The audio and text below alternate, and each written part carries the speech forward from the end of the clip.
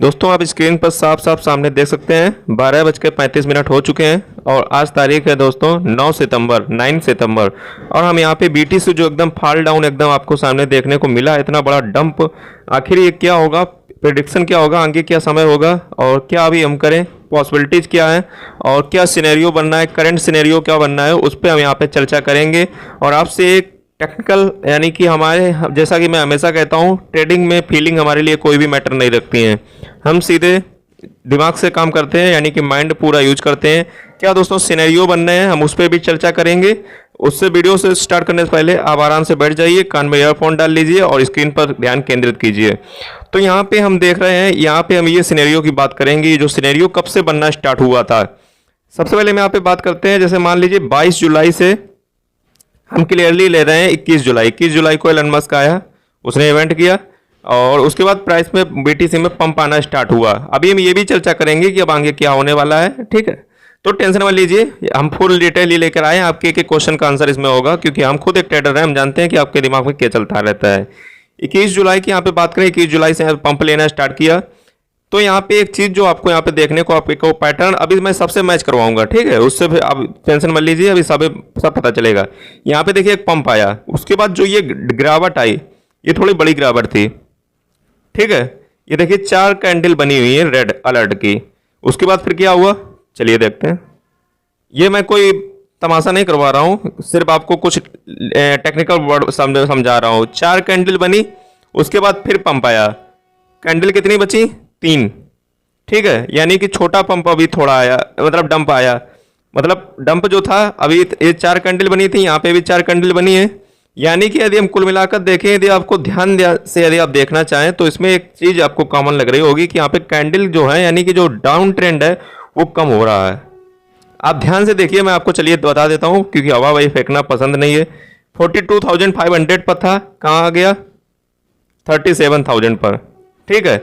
अब देखिए यहाँ पे क्या हुआ, जो डंप आया वो थोड़ा कम आया था, 48 से आया 44। जो डंप है वो कम हो रहा है, देखिए एक चीज फोकस कीजिए, डंप है वो कम हो रहा है। चलिए फिर देखते हैं फिर क्या हुआ। फिर यहाँ पे सिनेरियो थोड़ा ऊपर बढ़ा, उसके बाद डंप क्या हुआ, थोड़ा और कम हो गया। फिर यहाँ पे एक साइडवेज जैसा ट्रेंड चला और डंप कम होते होते होते होते यहाँ पे देखिए ये वाले बिंदु को, यहाँ पे ध्यान आप केंद्रित कीजिए, डंप बहुत छोटा बच चुका। उसके बाद फिर ट्रेंड आया, अब इससे नीचे क्या होना था, उसके बाद फिर आया फॉल ट्रेंड। अब आप कहेंगे कि आपने ये कैसा कह दिया कि यहाँ पे ट्रेंड जो है चेंज होने वाला है, एकदम गिरने ही वाला था। तो ये दोस्तों सिनेरियो समझने के लिए आपको चलना पड़ेगा, इतिहास के पन्नों को पलटना पड़ेगा। तो चलिए चलते हैं, यहाँ पे हम जाएंगे करंट 21 मई तरफ, 10 मई तरफ क्या हुआ था। चलिए चलते हैं 10 मई तरफ। 10 मई तरफ ये बुर्ज खलीफा बना था इस तरह से, और यहाँ पे एकदम 64,000 जब दोस्तों गया था, एलन मस्क ने ट्वीट किया, उसके बाद जो मार्केट गिरी थी एकदम धड़ाम हुई थी, 64,000 से 30,000 चला गया था बीटीसी। उस समय क्या हुआ था, हम उसकी चर्चा आज हम करेंगे। अब यहाँ पे हम एक ट्रेंड देखेंगे उस समय का। ये हमने चार्ट थोड़ा इतिहास के पन्नों में हमने पलटना शुरू किया है, और यहाँ पे बात करें हम 1 मार्च में क्या हुआ। ये देखिए यहाँ पे ट्रेंड जो है, यहाँ पे 1 मार्च 2021 की हम बात करें, देखिए वही चीज हो रही है, यहाँ पे करंट सिनेरियो बनना है। यहाँ पे देखिए ट्रेंड जो है अब गया, उसके बाद यहाँ पे थोड़ा देखिए करेक्शन लिया, उसके बाद फिर अब गया और करेक्शन जो है वो कम हो रहा है।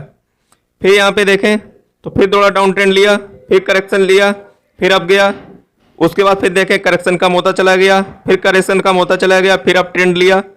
और यहाँ पे देखिए एक वही कैंडल, सेम कैंडल बनी है, सेम कैंडल बनी है दोस्तों। देखिए अभी मैंने अभी करंट सिनेरियो में आपको क्या कहा था, जो आज की तारीख में बता रहा हूँ वही चीज ये पहले भी हो चुकी है, सेम सिनेरियो। अब देखिए अब ट्रेंड गया, थोड़ा करेक्शन कम होता चला गया, यानी कि बुल्स जो थे वो कमजोर होते चले गए, कमजोर होते हुए चले गए, और फाइनली क्या हुआ, एक बहुत ही कमजोर, फिर बुल्स की ताकत ही नहीं रहेगी जो इसको प्राइस को ऊपर ले जाए। फाइनली ये कैंडल बनी, जैसे कि उस समय भी बनी थी, और यहाँ पे प्राइस ये कुछ ऊपर गया, जैसा कि आज 53,000 गया। उस समय क्या गया था, चलिए देख लेते हैं।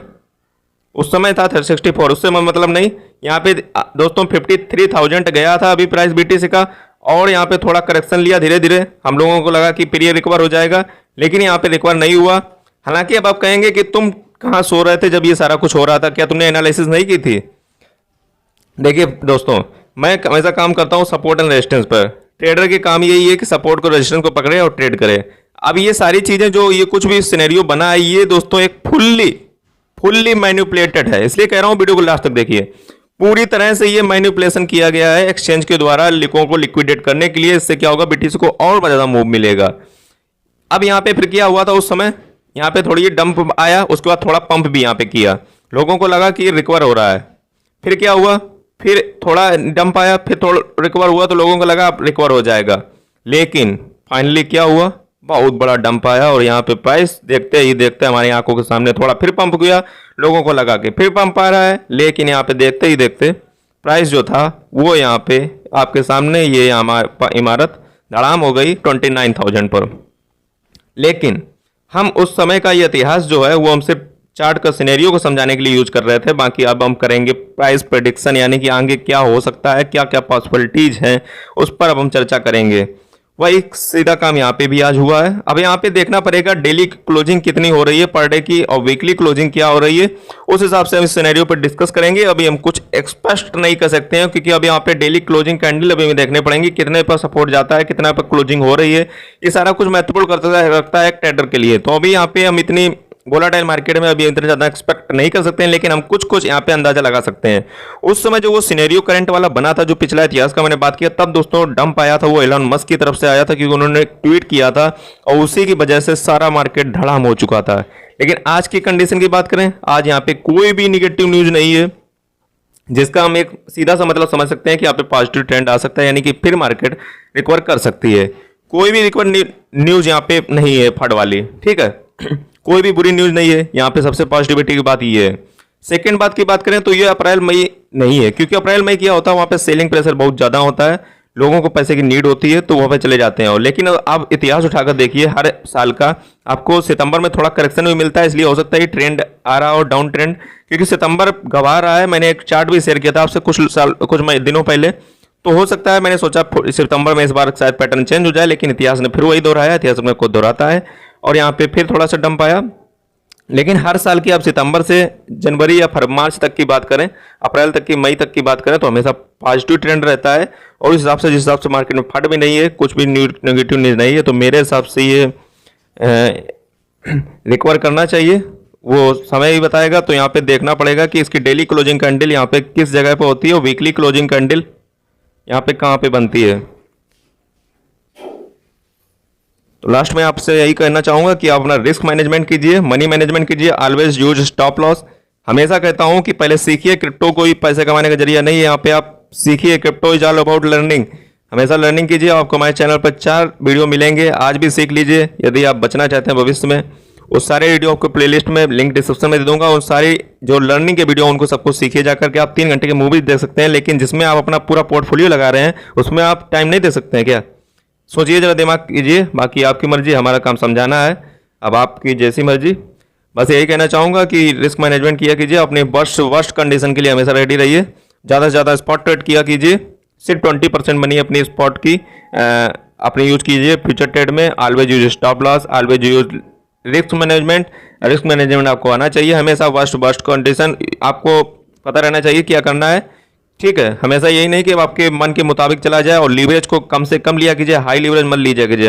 हाई लीवरेज लेने का मतलब साफ साफ यही होता है कि मार्केट हमारे मन मुताबिक गई तो हम लखपति करोड़पति बन जाएंगे, लेकिन नहीं गई तो हम पूरे भिखारी बन जाएंगे। ये दोस्तों हाई लेवरेज का घाटा होता है। तो उम्मीद करता हूँ आपको जो सिनेरियो होगा समझ आ रहा होगा, मैं क्या कहना चाह रहा हूँ ये भी समझ आ रहा होगा, ठीक है। जल्दी मिलते हैं एक और वीडियो के साथ, तो जय हिंद, वंदे मातरम।